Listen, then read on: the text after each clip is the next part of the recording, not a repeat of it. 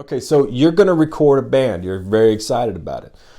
So instead of going to the Guitar Center along McQuaid's and buying 20,000 different microphones and having all that perfect gear everybody talks about, we're just going to do it with one simple, decently cheap mic, affordable, dynamic microphone. First, you have your recorder.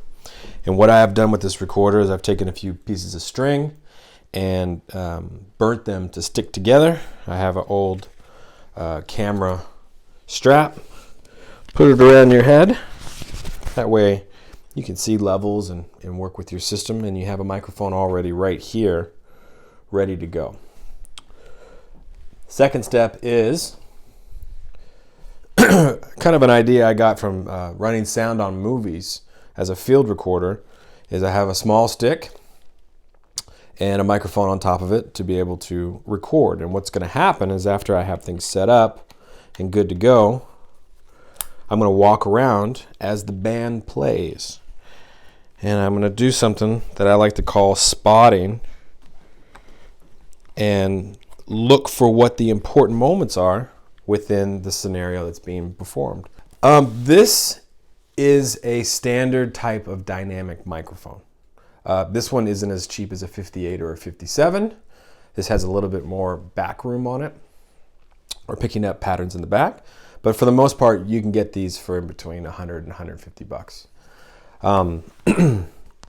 Now, what microphone you use on here can be, it could be anything you have. It's not a big deal. I just picked this one because it's decently cheap and we can all kind of relate to it. Plus it looks really cool. So you have your recorder, you get your levels, you have your band play, you get your levels, and then you begin to walk around. I use this microphone on the Zoom for backup, and if I want to blend in some stereo, because right now I'm only recording in mono.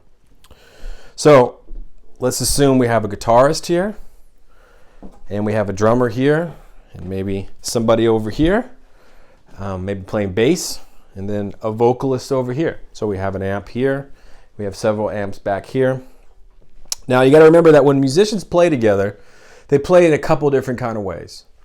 As you know this, if you're a musician, you either are playing toward an audience on a stage, so everything's staged where drummers in the back, a couple of basses, guitars, and a singer kind of thing, or you have like a rehearsal band scenario where you're playing in a circle and you're facing each other. When you play in a circle and face each other, I prefer to record that way, because people are more intimate and they're looking at each other and they're feeling each other a bit more.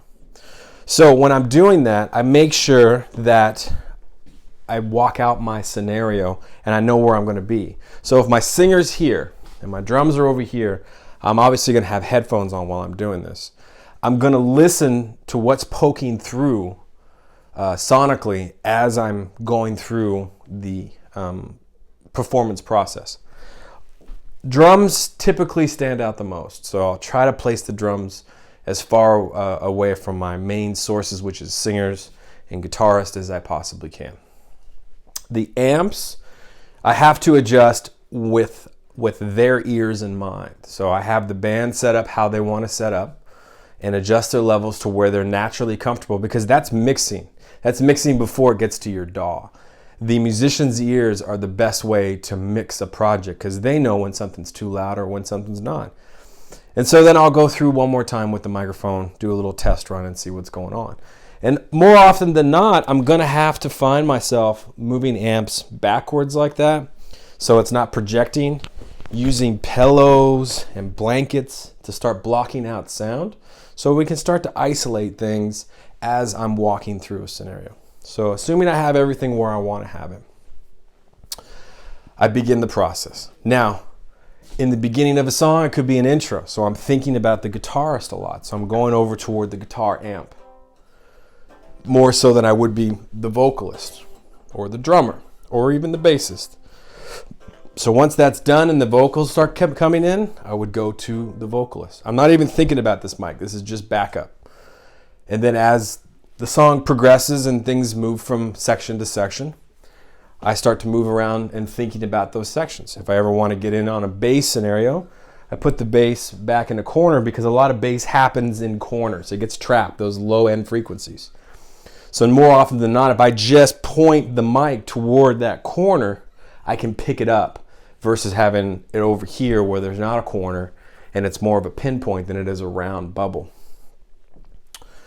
And just going through the process, it becomes more of a performance recording versus let's set up the mics and leave it alone.